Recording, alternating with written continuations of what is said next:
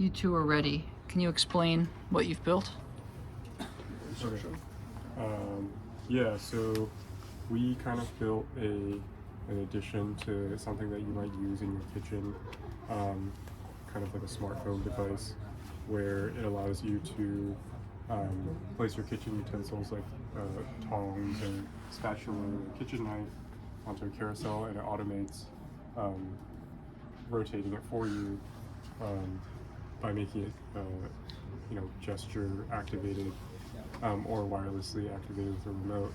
Okay. And the kind of reasoning and objective for this was because a lot of the time when you're handling food, different kinds of food, you might worry about cross-contamination, especially with like salmonella and stuff. So kind of building something that you don't need to touch unnecessary surfaces was our kind of main goal with this project. Interesting. And so how about this goes is that we have a motor controller for stepper motor implementation. We are limited to about 1 amps, where we can pull up to 2 amps.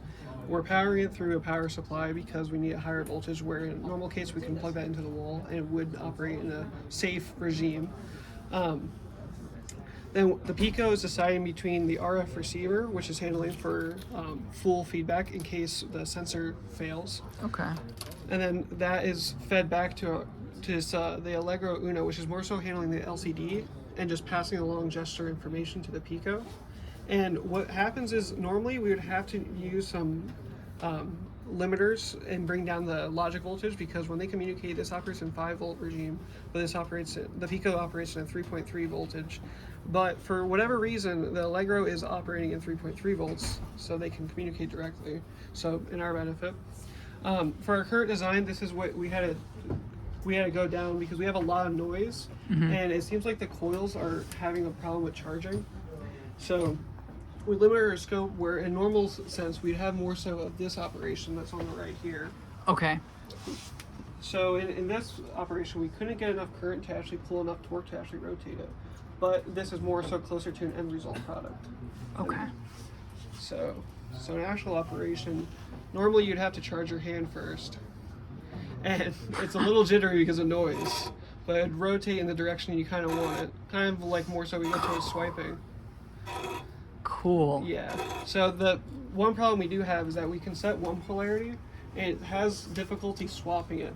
And we think it's because the controller is limited and we can't do a full step operation. So it's having difficulties with that, but we're able to operate it backwards literally as well. So we just show that we have an override, so they can't operate both. Sure. So it'll operate one, it'll go in a direction, and kind of go between them. Usually get good for one direction. Might have been Cool.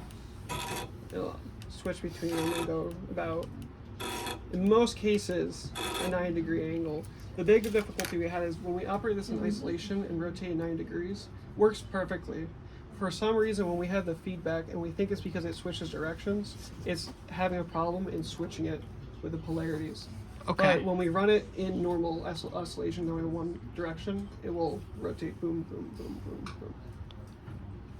And I could flash it if you want to see it. Sure, but so before you do that, I want to just make sure I'm understanding all the components here. So you have a gesture sensor here. Is this an I2C device? Yep. Okay. So you have a gesture sensor here that communicates to a Raspberry Pi Pico. Mm-hmm. The Pico is also controlling the motor driver, correct? Yep.